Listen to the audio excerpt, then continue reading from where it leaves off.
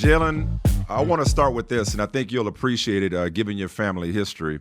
My 16-year-old daughter, she's a junior in high school. And I don't know why, I don't know when it happened, but one day she just decided that UCLA was her dream school. And when I say it's her dream school, it's like she talks about other schools, but it's pretty much UCLA or bust. As a matter of fact, we went to California and we took her on a tour of the campus in Westwood. She absolutely loved it. Then we offered to take her to USC, and she said, "Nah, I'm all set. I'm good. I don't even need to see it." That's how committed she is to being a Bruin. I love to hear that, man. I grew up a Bruin, man. My dad went there. My aunt went there. My grandmother taught there at some point. My grandpa was there working in the music department. So I've had family ties to UCLA my whole life. So, even though I went to the Canes, I'm still a Bruin at heart, no doubt. Well, wait a second. Let's not just work there. Your grandfather was the dean of the School of Music. Your grandmother taught French. All right, you got it. I mean, listen, and you had an aunt that taught there as well. Are we missing anybody else? What a family lineage. Is it? Did anybody else go through Westwood? I'm pretty sure that's it. Okay. You got more than I do, man. But yeah, man, definitely a lot of family lineage there out in Westwood. So.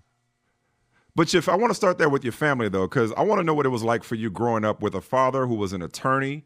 Your mom was the assistant superintendent of a school district.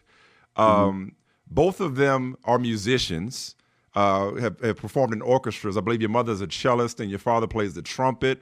You have such an impressive family. What was it like growing up in that kind of environment? Yeah, not to mention my sister's at Harvard right now. So, I got to give her a shout out. She's at Harvard Law. Wow. But I mean, it was incredible growing up with that family. I think, having that background, it definitely opened my eyes to a lot of things. The world's been big for me since I was little, just having so many different experiences. Symphony is something that, not a lot of people have seen in general. And that's something I was going to, once a month growing up. So, yeah, man, it's a blessing to kind of have that background. And I think it's definitely helped me and aided me in my life so far. I like how you said that. The world has been big since you were small. I like that perspective. On your IG bio, it says producer, mixing engineer. Is that intentional? Did you just never update it, or is that a statement of something? Very intentional. That's funny enough. I actually took it away and then I put it back this last off season because I started getting back into the music. So that's definitely intentional. And yes, indeed, I am a producer and a mixing engineer. You got a lot of gifts, man. So I don't know if you're old enough to know this movie or have seen this movie. There's a movie called Brown Sugar, Taye Diggs, Sanaa Lathan. And the recurring question is, when did you first fall in love with hip hop? So when did you first fall in love with music?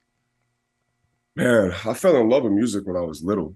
Playing the piano, for me, getting on the keys. I used to do recitals and stuff like that. That was like, the highlight of my week when I was doing that. But I fell in love, hip hop especially. My dad grew up, he's really big into rock, classical rock, alternative rock. And he listens to a little bit of hip hop here and there. Funny enough, he likes NWA. That's like one of his favorite rap groups. Is that right? Yeah, but I really didn't get into rap music until probably closer to high school or something like that. I grew up, like I said, U2, Muse, a lot of rock. The only rap I was really listening to was Eminem. And there was this one P. Diddy song that he got on there with, it was like a rock song. I'm not sure which one it was, but he did a remix and he was on there. So that was like the only rap I had. But yeah, man, I've been loving music my whole entire life. What are your music dreams? I want to open a studio. I'm probably going to do that within the next couple of years while I'm still in the league. Because, it's a lucrative, business to have just in terms of renting out the studio, having people come in and record through there, but also just being able to have a space where I can go create in my free time. I think that's kind of been the goal ever since I started kind of teaching myself how to engineer and really getting back into the music. I just think that seems like the most ideal life for me, post-career, just to be able to spend my time at the studio, like I said, make some money off of it, rent it out. But also, trying to get into the industry just in terms of producing for people, mixing for people. So we'll have to see what it looks like, but I got a lot of big plans. You taught yourself how to engineer? I did. So when I was at UCLA, 2018, beginning of 2018, that's when I got into the car accident. I'm sure we'll get into that more later, but I had a bunch of time to myself. And so all my homies were rapping. And so I was like, man, maybe I can rap too. Let me see what chops I got. I started rapping, like just recording myself in the bathroom, and I learned quickly I'm not a rapper. I don't got bars, which Okay. I can admit, I'm fine with that. But what I really fell in love with was the editing and the engineering, and taking a Mm. raw vocal, turning it into studio quality. So taught myself how to do that. YouTube is a very, very handy resource. So, taught myself a lot with that. But I also wanted to be legitimate with it. So once I left UCLA, I went to LACC, Los Angeles Community College. They have a really huge music program there, the Herb Albert School of Music. And so I Oh, was is that right? taking I was taking music production, engineering classes, songwriting classes, music business classes. So that's when I really started to kind of get into the academics with it. So yeah, pretty much self-taught, but I've had help along the way. What's the best thing you've produced so far? Your favorite thing? Favorite thing, I have a whole album out with one of my friends. His name's Heaven Shamba. He's an incredibly talented artist. So we did a project back in 2018, I believe. So that's like 7, 8 songs long, and I did the production, did the engineering on that. So that's probably my favorite. And then I have a bunch of unreleased songs with friends and with a couple artists that I met while I was in Miami at the University of Miami. So I got a handful, not a ton out there in Yeah. public. I got a handful. Well, I saw the video you did and the song you did, Blackout Day. Mm-hmm. You produced and edited the video for that. This was in the aftermath of the George Floyd murder, which I really appreciated that. What is your dream collaboration? You mentioned opening the studio. Who would you love to collab with? Oh man, that's a good question. In terms of like producers, man, I love Metro Boomin is a really talented Mm-hmm. producer. It's kind of an unpopular opinion nowadays, but Kanye West has been, my idol You can't musically. deny, yeah, you can't deny I the can't work. deny the musical talent. So Yeah. he's someone who I would love to work with. Kid Cudi is someone who I'm, really love, who's super talented. So there's a handful of guys out there. Maybe one day. Do you have? All right, I'm gonna sound real old and real goofy when I ask this. All right, just bear with me, okay? Do you have one of those like, I guess, catchphrases that's gonna play at the beginning of every song? That seems like a new thing. Like Metro Boomin wants some more. Whatever these people, everybody got one. You know what I'm trying to? What do you call that? JP on the track. And it's a Oh, that little okay. like, yeah. Okay. All But right. I do. See. but the voice is All right. altered, so it's not like me. It's more like JP on the track. But it's hard. Okay. Gotcha. See, you got get ready, so you got to stay ready. So you already have that ready to go. You knew exactly But, what I was getting at. Yeah, I was like, what do you call those? Because I always listen to it because everybody got one and they just get more and more creative. So I love that for you, man. producer tag, that's what I'm sorry. What'd you say? I said it's a producer tag. That's what they call it. Producer tag. Yeah. No, that's good stuff. So what do you listen? Who are you listening to now? I'll tell you right now. Let's see what I got in my Apple Music. Right now, I'm listening to Young Nudie. He dropped a new album recently, Gumbo. We got Lil Uzi in here. I've been a big Lil Uzi fan since 2017, Mm-hmm. since high school. Destroy Lonely is an up and coming artist that I really like a lot. And then Don Toliver is probably my favorite right now. I saw him perform live at Rolling Loud about a month ago, and he's super talented. Okay. I have heard of almost none of those people, but I'm going to take that recommendation because I'm still like I was still listening to Isley Brothers Radio on Pandora. Like Hey, I'm I got my 1970s hits too, man. I got it in there. That's on okay. my spot. No, this is just my Apple Music. Oh, that's what's up. Yeah. No, I listen. I know your parents raised you right. They raised you on the good stuff. You've already established that. But let's go back to the beginning of your football journey now. Your day job, if you will. What was it like going from unranked to the #1 recruit in the country, a 5-star prospect, in a year? Mm-hmm. Yeah, I mean, it was wild. It really just came quickly, and I don't even really think I really digested it and grasped it at the time. For me, I mean, it was cool, man. I was going to these camps and doing well, and it was cool because I never really went to a lot of camps growing up, or even at the beginning of my high school career. But starting about my junior year, I started going to the opening, started going to the 5-star challenge, and that was really when I started to see myself competing against other top guys. And that's when I kind of realized, oh, wow, like I'm actually really talented at this. So it was a blessing, absolutely. But it's wild to think about. And that was what, 7 years almost ago at this point. So Mm-hmm. it's a crazy journey for sure. Well, and so you, of course, following the family tradition, you go to UCLA, and then you start getting hit with these injuries. Was there a point, and we'll get to the specifics of each one, but was there a point where you started to feel like this is not the fairy tale that it was supposed to be, given, it was kind of almost preordained for you to be at UCLA and how much you love that university. And next thing you know, you weren't able to stay on the field for one reason or another. Yeah, I mean, that kind of onset really with the first injuries. I mean, the first one was something basic. It was just like an ankle sprain. But even that first day, or that first game, I should say, when I was at home watching, all my teammates are out there, that's like really when it hit me. I was like, man, this is kind of brutal. And then moving forward from that, I just couldn't seem to get right. And so, I mean, pretty quickly, I felt my dream slipping away. I felt after about a season, and especially leading into my second season, that, man, maybe like you said, maybe it's not preordained. Maybe this isn't for me. So take me back to the day where you were riding your moped and you got hit by a car. What Yes. happened? So I was riding my moped and I got hit by a car. No, but I was riding Right. I was riding down the street, like close to my apartment, and it was like standstill traffic. And I was riding in the bike lane next to the cars, and somebody peeked out, I guess, to see how far traffic was going, and I had to slam on my brakes. Ended up flying over the moped, hitting the car, rolling off, and I looked down, and everything else was good, but my wrist was just mangled. So, obviously Mm. went to the hospital, ended up getting surgery on it. Then a few months later, sorry, my chef is downstairs. He's cooking some spices or something. Let's get into my lungs. Oh yeah. Uh, yeah, but yeah. Well, So you and know what he cooking up, or you just know it's spicy. You don't know what he making. Do you know what he making for you? he's a Jamaican man from the Bronx, so I know it's gonna be spicy. Oh, oh, all right. Listen, I gotta pay. We gotta do this. We gotta do our next interview in person, so I give you some of that. But anyway, you were saying your wrist was mangled when you looked down at it. Yeah, so ended up getting one surgery, and then a couple months later, that surgery didn't work, so I had to get another one. And at that point, they had to tell me that I had to get 4 bones or 3 bones removed out of my wrist. So it was pretty intense for sure. Hmm. And so, and stop me if I miss anything. Then you start to suffer concussion symptoms. That same season, correct? Yeah, so I got my first concussion. Oh my gosh, I'm struggling right now. I'm sorry, bro. That's all right. You good, man.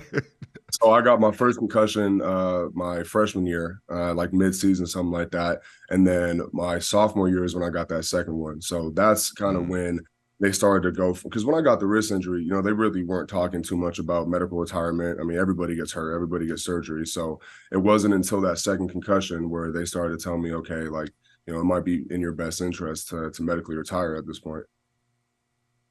And how did you come about making that decision to retire? Were you 18 years old at the time? 18, yeah. So it was tough. I mean, I had obviously my parents helping me out with everything. They were just as scared as I was. I'm 18, not really knowing what's going on. On one hand, I'm worried about my health. On the other hand, I'm worried about my whole life and my career and not knowing what I'm going to do outside of football. So it was a tough decision for sure. But I mean, ultimately, I just listened to the doctors and thought I was doing what was best for me. Um, Obviously, you had your brain injuries, but where was your headspace? What was your mindset like as you this career that, again, not ranked to the number one recruit? You're at UCLA. It's one thing after another. When it rains, it pours, and now you're medically retiring before your Mhm. career even gets started. What did that do to you mentally? I was really down. I was really down. I was in a really poor headspace. And there was a lot of things going on just in my personal life outside of it. But I mean, just in terms of an identity crisis, and like you said, going from being the number one ranked recruit in the nation to now I'm feeling like I'm nobody because I'm not playing football. I'm not having that success I was. So it was really tough, man. I was dealing with a lot of depression, a lot of anxiety, just always constantly just worried, and really just I couldn't even be present. I couldn't even focus on what I was doing because I was always just in this really weird headspace. And how did you work through that? It was tough, man, and really I didn't fully work through it until after I left UCLA, after I left LACC, and really, while I was at Miami as well. I still had my struggles when I first got there too, but think ultimately what changed for me was taking accountability and just understanding that I was the only one in control of my actions and I was the only one in control of my destiny. As athletes and especially student athletes, I think we get coddled a little bit just in terms of we don't really face real world problems. Just, we're just dealing with what we deal with our sport. And so once I left that and I was dealing with my own problems, it just made me, really just think critically about, my future and what I was doing. And so I think honestly, it was a blessing and it was hard at the time, but ultimately, I think it made me a much better man. And I've just, at this point, just continued to keep working on it and just constantly trying to work on my mentality and trying to be the best version of myself. How'd you arrive at that level of clarity? Because you didn't hit yourself with a car. You know what I mean? Like you could have easily been mad at the world. How'd you arrive at a mentality of like I'm in control of this? Yeah, I think it's super easy to play the victim mentality. But ultimately, I realized it wasn't getting me anywhere. And I was mad at the world. I was mad at the UCLA coaches. I was mad at everybody but myself. But ultimately, it was myself and my actions that was, making my life the way it was. And like you said, I mean, there's some things that are out of my control, the moped accident, things like that. But I think ultimately it took me focusing on what I can control and just taking my own life into my own hands and just changing my mentality with everything. And like I said, it wasn't just, oh, snap, now I'm better. It was a process and it, a lot of trial and error. And once I got to the U and, spent some time really just diving in and working on my mental and working on getting my body back and everything, that's when I kind of started to feel like myself again. A minute ago, you said you were also, aside from the injuries, you were also dealing with some stuff in your personal life. You've been completely transparent so far. You mind if I ask you, do you mind getting specific about what those other struggles were personally that you were dealing with? I think I was just a little enamored with UCLA, the big lights, the parties, the college lifestyle, everything like that. And I just let it distract me from, what ultimately the goal was. And so that's really what it is. I mean, it's nothing too crazy, Gotcha. just growing up, man, going from a 17-year-old, going from Redlands, a pretty small city, to straight into West LA and Hollywood and all this stuff. Like it's pretty easy to get lost in that. So that's pretty much what it was. No, that makes a lot of sense, especially because it all happened so quickly for you. Mm-hmm. Yeah, Yeah, I mean, like, absolutely. well, I'm sorry. Yeah, I didn't mean to cut you off. I was just gonna say, like, how were you managing or attempting to manage, even if you were struggling to do so? How were you managing that fame and that spotlight that you were thrust in? I mean, I wasn't doing it well, I'll tell you that much. Yeah. But I mean, I wasn't managing it. I think I was suppressing a lot of it. I think I was just kind of in the moment and just not realizing the effect that it was having on me and the pressure that was building up. And I was putting a lot of pressure on myself. Ultimately, that's all that, pressure is, because expectations, my family loves me. My family loves me regardless. So it doesn't matter how good I am on the field. Coaches and fans and stuff, you know how that is. But for me, I was Yeah. putting a lot of pressure on myself and just getting overwhelmed by things that were just completely out of my control. So before we get to the U, um, there was you mentioned you went to was it community college or JUCO? Community college. They didn't have Community any college. sport, just community Gotcha. college. So you went to the community college and you studied music. I didn't realize there was a Herb Alpert School of Music there. So you studied music, and you were kind of living. You talked about this, the regular college life. What did you learn about yourself in that phase of your journey? I learned how to just take care of myself. I think that was the number one thing. Like I said, as athletes, we're kind of coddled. Like everything is just handed to us, whether it's signing up for classes, meals, just a bunch of like stuff that you really take for granted. So, for me, it was having to work out on my own. And I really wasn't working out much at the time, but, having to do my own diet, having to work a job. And so I worked at my dad's law firm. I did an internship at iHeartRadio. So just learning how to fend for myself in life, which was something completely foreign and new to me. What was the internship like? What did you do? I was just writing beat articles about like celebrities and whatever like news was happening. So it was nothing cool like that. I mean, I got to do some cool things. I got to see the production of, 92.3, Real FM, Kiss FM, things like that. So it was a really cool opportunity. And I still talk to some people that I met through that internship. So ultimately, I think it ended up being a good thing. I actually got one of my DJ friends from iHeartRadio is coming down to my camp in June. And he's going to set up the DJ booth and do everything like that. But it was weird, man. It was really weird. And because everybody knew kind of, after getting to know me, seeing my Instagram and stuff, like they saw all the sports, they saw who I was and stuff. So seeing that and then seeing what I was at the time was just, obviously kind of a complete 180. And how did you deal with that? In terms of, you mentioned the identity crisis. So you go from being, top of the world to just, trying to get by, like everybody else. How did you manage that? Through music, man. Music was so cathartic to me. It was my therapy. For me, finding an identity and finding a purpose outside of sports, it was really helpful that I had something that I was so passionate about to segue me into that life. So I think, without that, I would have been even more lost. But ultimately, just finding out who I was, finding out what made me tick, finding out, the things that I enjoyed, and just learning more about life and just things like that. Two things strike me, and I don't want to get off course because I want to continue chronologically and I don't want to skip to the end. But two things strike me. One, because I always tell young people about everybody wants like a blueprint. Everybody wants like, how do I get from point A to point B, C, and D? And they think everything is linear. I'm like, when you're young, you don't necessarily know what your path is. You probably don't want to decide it too early. So embrace a lot of different experiences because you just never know who you're going to meet or what you're going to be exposed to that could put you on the path that you're actually supposed to be on. And it would click for me. The reason I say that is you mentioned your friend that's DJing your camp now. So it's kind of coming full circle. You meet a friend at that internship, you remain friends, he's DJing your camp, and you went from learning how to cook for yourself to now you have a chef that's making you cough because he's cooking stuff that's too spicy. The second thing is, life is good. But the second thing is, and you know this, because of how finite a football career is, so many players, unfortunately, struggle with what to do post-career. You've already experienced that. You've already gone through that process. So whenever you stop playing for the Dolphins or in the NFL, like, been there, done that for you. A little bit, yeah. I mean, I think it's going to be different as an adult and different post-career because, the funny thing is, like, I can't even say, oh, I've done that, so it's going to be fine now. Because even, after going to the U and, having that experience and being on top of the world, feeling like, all this triumph, I still had, my down days and I still had a lot of, like personal struggles coming into the league and dealing with expectations and stuff like that. So, once you made it, there's always something that's going to bring you back down. It's just like you said, it's not linear, like always ups and downs and stuff like that. So, yeah. So, all right. Back to our regularly scheduled programming. We left off with you kind of navigating life.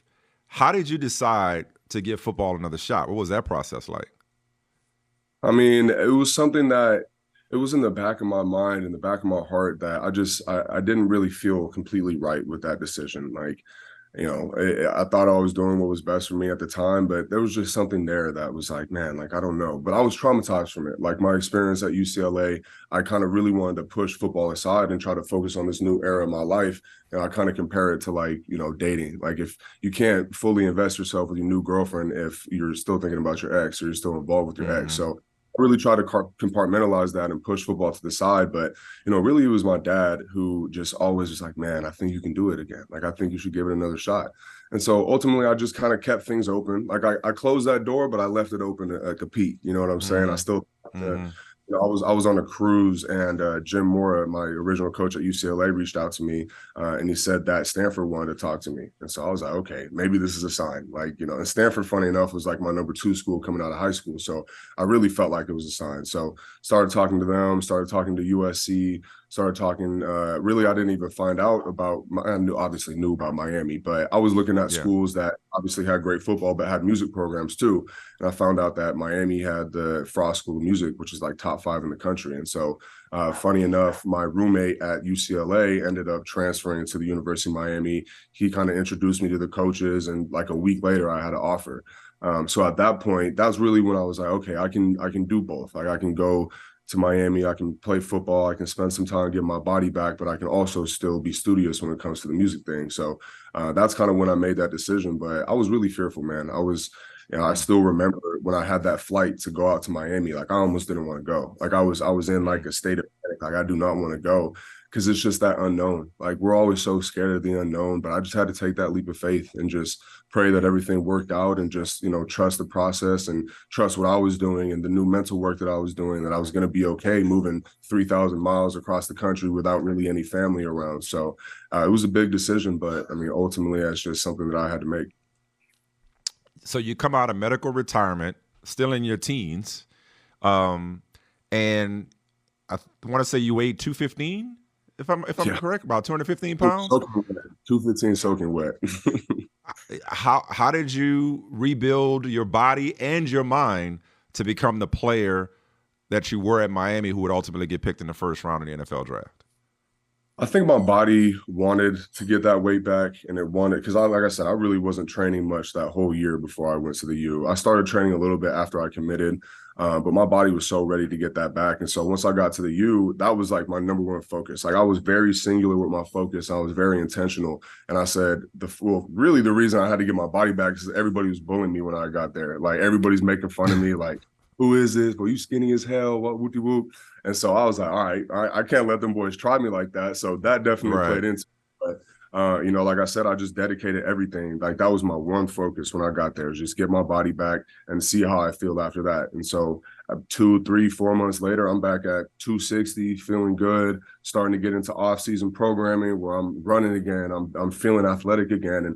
And that really helped my mental because, when I was 215 and not really doing anything, I kind of felt like a shell of who I was. And so once I got Mm. my body back, once I started earning the respect of my teammates and coaches and everything, like that kind of really filled me. And so, my mental still wasn't really like 100% where it needed to be at that point, but it was definitely getting there, and that helped a lot.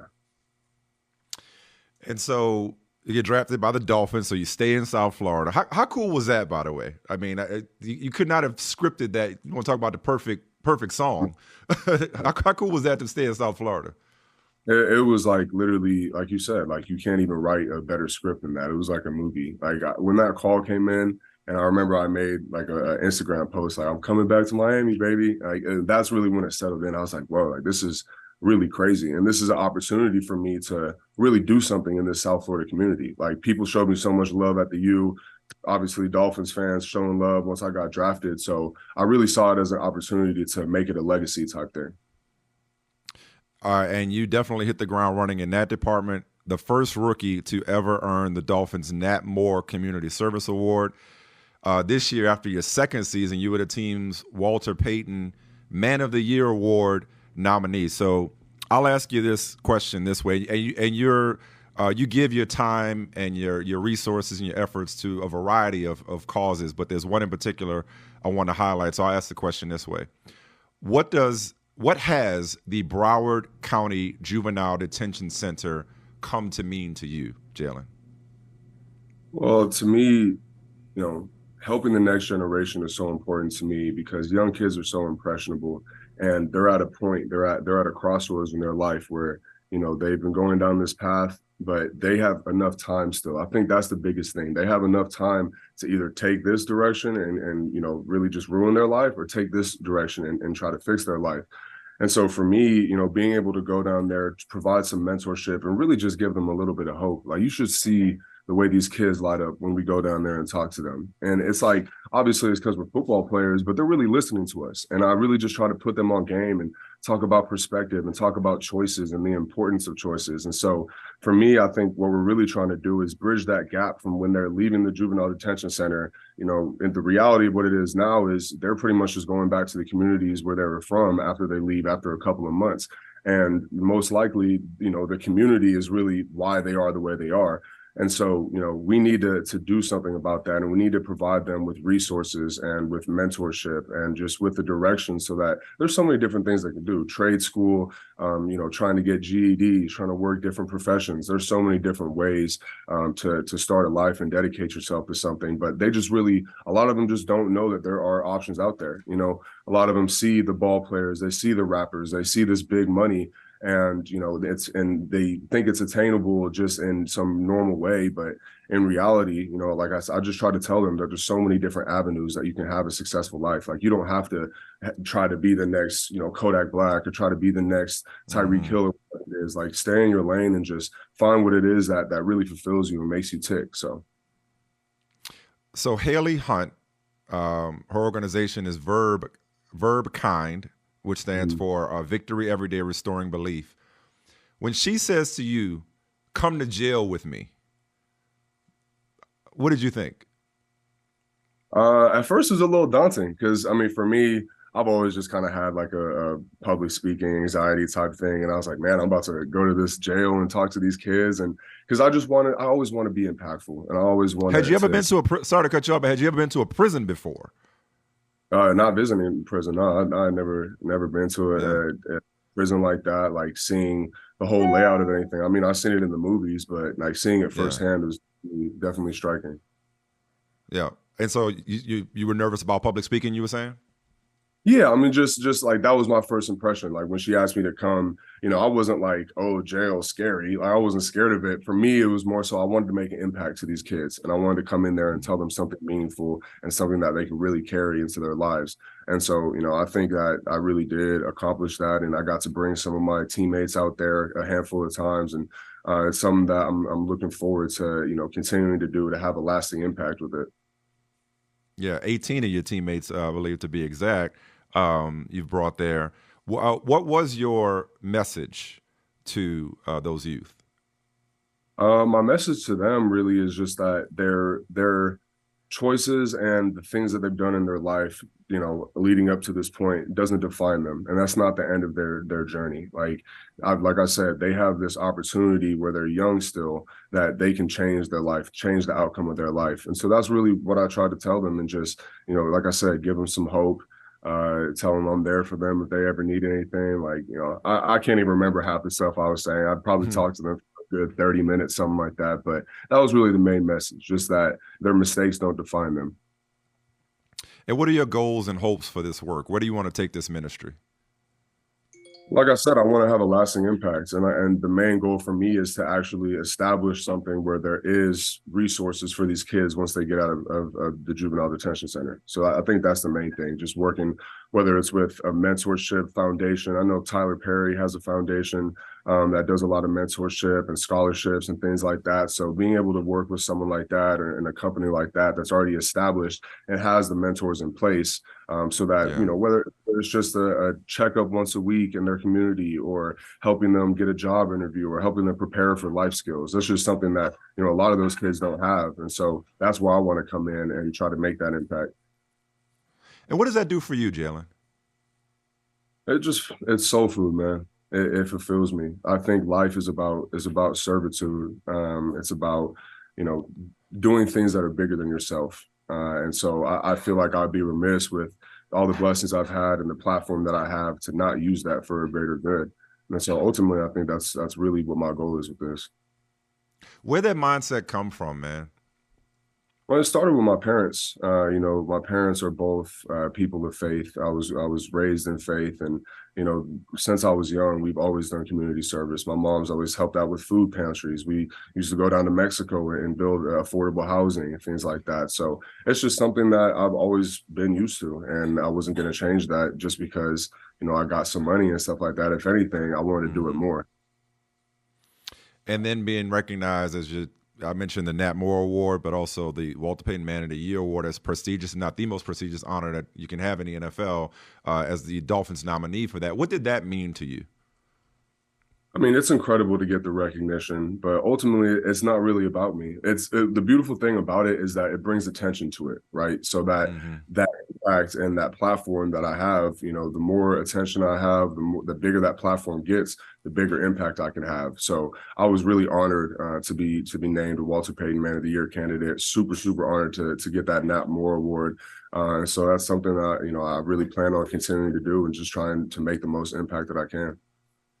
Dude, you mentioned being a man of faith and your parents being people of faith. It's like when you were speaking to these kids in the Broward County Juvenile Detention Center, like how much of your message and your ministry was coming from a place of having maybe not made the same mistakes or having experienced the same things, but having to overcome so much adversity yourself at a young age. It's like right there, it feels like your pain had a purpose right there in that facility. Yeah, 100%. And that's literally what it was. That's where my motivation came from. That's where that ministry came from, is just telling them that, although, I wasn't, in a juvenile detention center and our experiences might not be the same, I'm still telling them that everybody has experiences, and every successful person that you see has had adversity that they've had to get over. And just like you said, it's not linear, and just really trying to put them on game with what the reality of the situation is, because it's so easy to get discouraged from your path when you don't see that immediate success. But that's why it's so important to be process oriented and not goal oriented, and have goals, and all that is important. But it's really important to take everything day by day and just understand that things aren't going to go your way a lot of the time. Sometimes they are. That's really out of your control. All that you can control is what you're doing and how you show up as a man or a woman every day. Process oriented and not goal oriented. I like that. That speaks to me. Can you say some more about that and where that light bulb went off for you? Yeah, I mean, it's all about mindset and staying present. To me, what depression is worrying about the past. What anxiety is worrying about the future. So if you're in the present and you're just worried about what you're doing now, it's really hard to let your mind stray from anything else. And, if you're goal oriented, majority of the time, you're not going to reach that goal that you want. But if you're process oriented, you start to love the process, and you start to let that process guide you. So for me, I don't have any anxiety and depression and anything anymore, because every single day I wake up and I show up as the best version of myself. And so I can lay my head down at night knowing that I don't really have anything to worry about, because what am I going to do? Sit here? It's not going to accomplish anything, me sitting here worrying about what could happen. Anything could happen. All I can do is just be me and try to continue to work on myself. And so that's something that, you'll hear it a lot across a lot of different mediums, whether it's, social media, mental gurus, or, professional, performance coaches. They'll all tell you the exact same thing, that you got to be present. It's all about staying present and being intentional on what you focus on. Yeah, I like to say, trust the process. A lot of people, that's a kind of a common phrase. And I'm like, that feels passive. It feels like there's some resignation there. That feels like almost like a negative connotation. I'm with you. Like when I talk to young journalists, it's like, you got to love everything about being a storyteller. And if the results come or the recognition comes, it comes. If it doesn't, it doesn't. But you're doing it because you're so invested, and you just love the process. You just love getting better, 1% better every day. Speaking of performance gurus, I think Ben Newman, your confidence coach, I think he'd be very happy with what you just presented. Can you tell me about how that relationship came about and what he's meant to you as you started your NFL career? Yeah, so I mean, I got introduced to Ben through Caleb Thornhill, who was our head of player development at the Dolphins at the time. And really, Ben just helped me with my mindset. Like I said, he helped me be intentional with what I was focusing on, and he helped me understand that we don't have to let our emotions control what we're doing. You're going to have emotions regardless. You're going to have bad thoughts. You're going to have good thoughts. But, you can kind of say it like with a wild horse. And I'm saying this because I literally was talking about this yesterday, because the Dolphins brought in another performance coach who's talking to us. And if you look at your thoughts like a wild horse, like when people train wild horses, they don't beat them. They don't do that to get them to be trained. They just let them run around the pen, and eventually they get trained. So that's kind of the same thing with your thoughts. Like just kind of, assess the thoughts, understand that they're there, understand that it's normal, but just don't let them thoughts control you. Those thoughts control you. So I think that's kind of something that instilled in me, and something that I still work on to this day. So, man, the great thing about you, Jaelan, is like, I could have a couple of conversations with you and barely talk about football, but I do want to talk some football with you, because you do that and you're pretty good at it. And there's a lot of expectations, there's that word again, for what you're going to be able to do this coming year under Vic Fangio as your defensive coordinator. What kind of conversations have you had with him? What are your own expectations, I should say, for yourself, given how long ago, or how I guess I should say how short a time ago it was when you were an unranked recruit to now going into your third year? It feels like there's so much untapped potential, especially under a guy like Vic Fangio. Yeah, I've really just learned to manage my expectations. So I don't really have expectations for myself. Obviously, I want to be Okay. dominant. I want 5 sacks every single game. Who doesn't? You know what I mean? But for me, I'm just taking it day by day. What I can tell you is that, my body's in the best shape that it's been in, and my process is right, my diet's right, my Hmm. mental's right.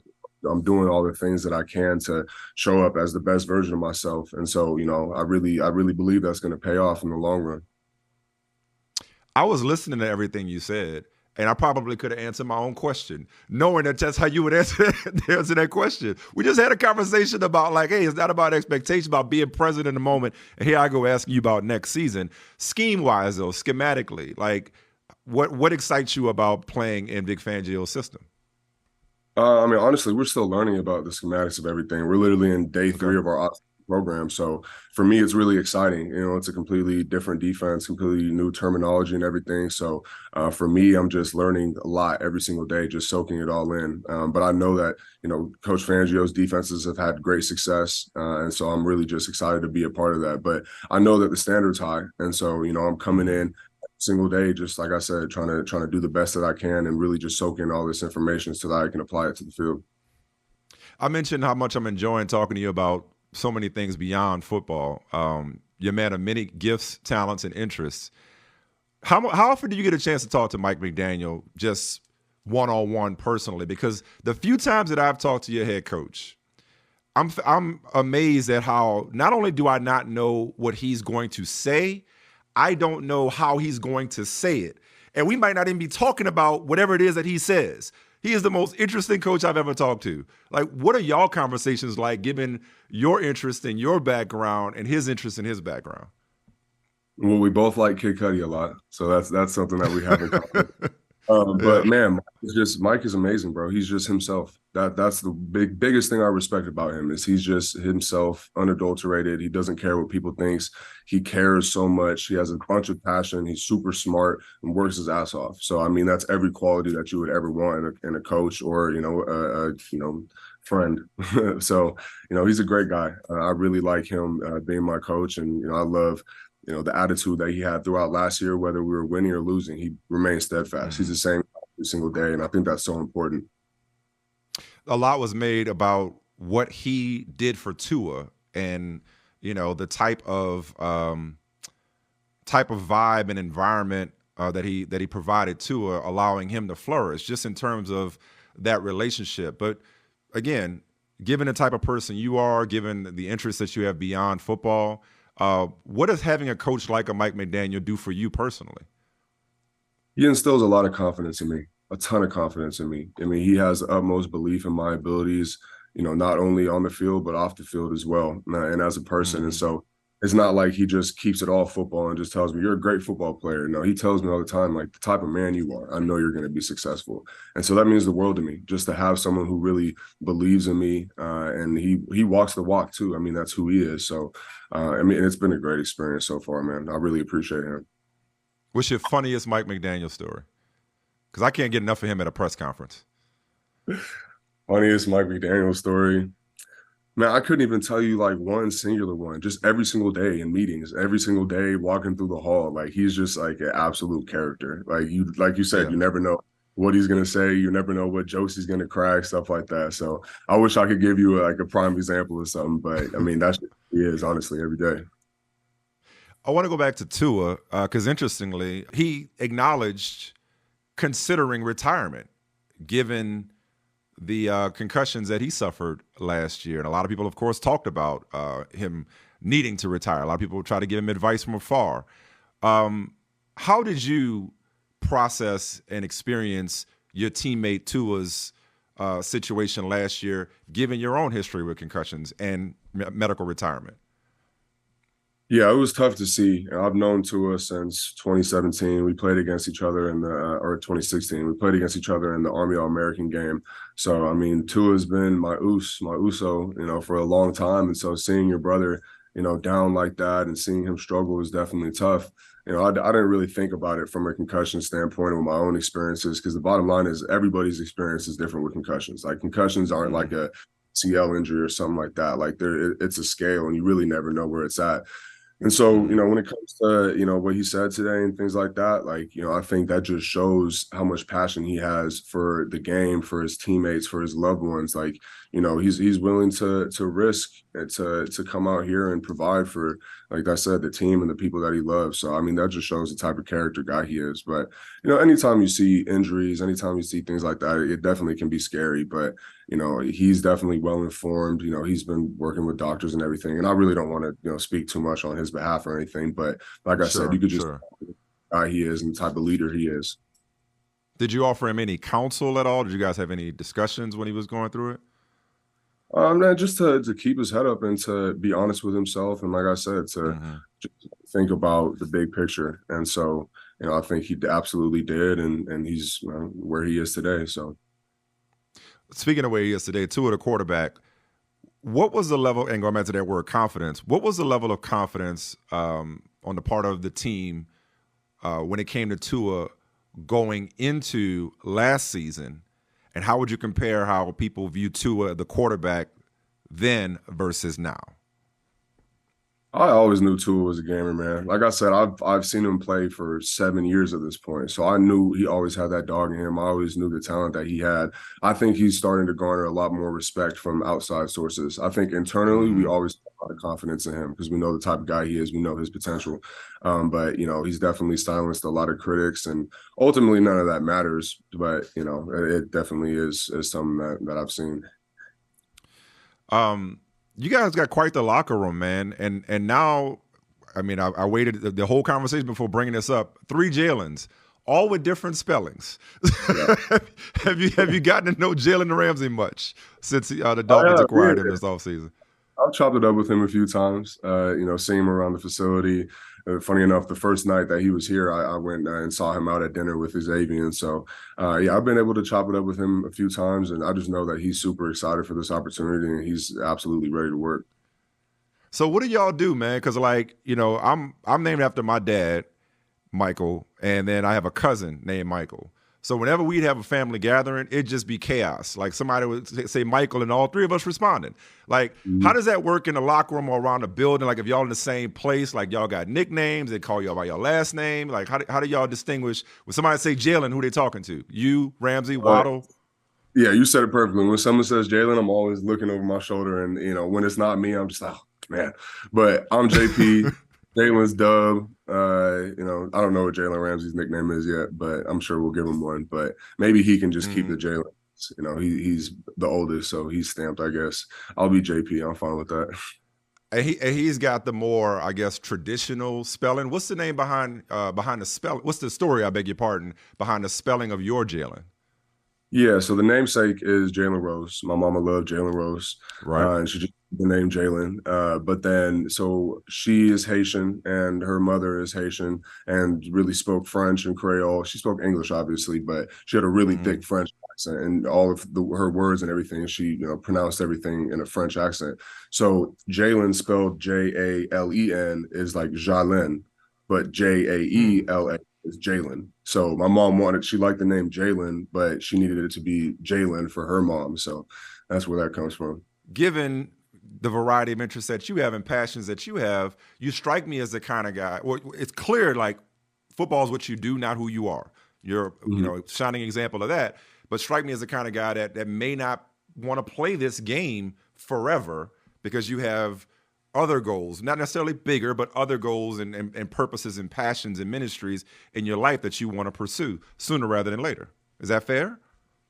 Well, I'm gonna do this until the wheels fall off. And like I said, I've had the game taken away from me, gone away from the game once before, and coming back Yeah. into it, I feel so blessed to have this second opportunity in life. I'm gonna make the most out of it for as long as I can. And really, it's being able to have the platform to make a change. And honestly, I love football. Football's a game at the end of the day. Who doesn't love football? It's the Yeah. only reason I ever had problems with football was everything that was going on outside of football that made me think it was football that was the problem. In reality, I was the problem. My environment was the problem, everything like that. And so for me, like I love football, man. I'm so grateful for the opportunity. I'm so grateful for the brotherhood that I have with my teammates and just being able to come every day and just really work out Yeah. and sit in meetings and watch football and play football all day. Like I couldn't ask for Yeah. anything better.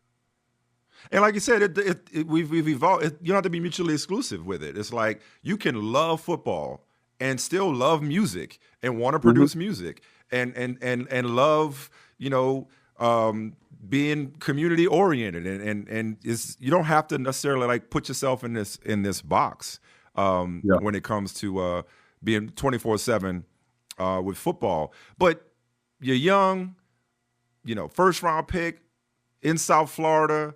I mean, you could easily be running these streets, if you will. But you said a couple of times that, you know, you had to learn how to manage the limelight, manage this life. And you said a second ago, football wasn't the problem. Your environment and you and your choices were more of the problem. Like, how did you grow up so fast, I guess is what I'm getting at. Well, the first week I got there, I went and got me a girlfriend, and she has held me down since, my I heard man. that. I So heard that.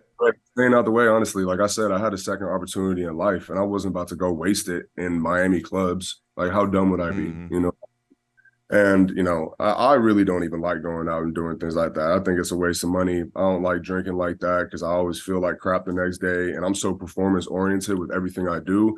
Like, you won't even really too much see me drinking a beer or doing anything like that because I'm worried about the carbs. Like, I know it might sound pansy, but that's really what it is. Nah, man.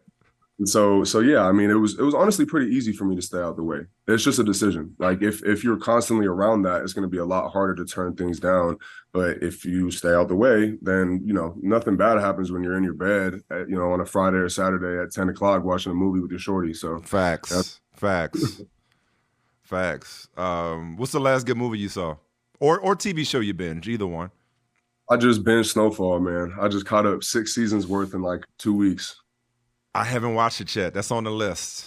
Gotta tap in, bro. It's fire. It's definitely fire. If you like Power, I've I don't know if you heard. see Power, it's very similar. I do like Power. I didn't go off with all the books. I I, did book two at first. I did Ghost, but the original Power was the one for me. You up on Succession, right?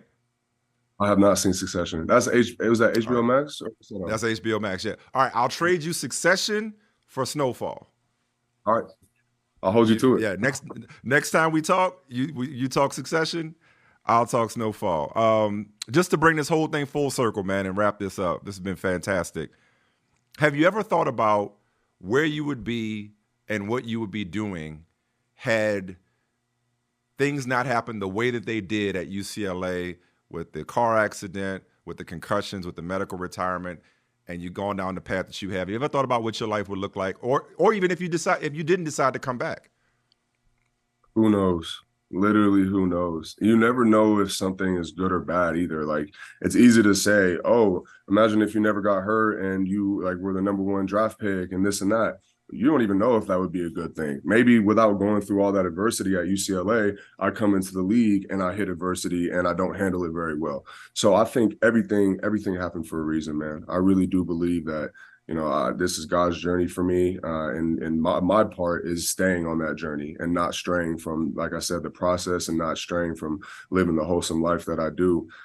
So I really don't contemplate on stuff like that because it doesn't matter to me. Honestly, it's fun to think Yeah, about sometimes, obviously, like, oh, yeah, what if? But honestly, that doesn't matter to me. And like I said, like, you never know. But all I do know is that everything that happened was absolutely a blessing in disguise, and I wouldn't be the yeah. man that I am. All that. Yeah, man, I love your story. I love the way you tell your story because it's an example of like, and it helps go for the next time you meet adversity because wait, that happened for a purpose. This is also for a purpose.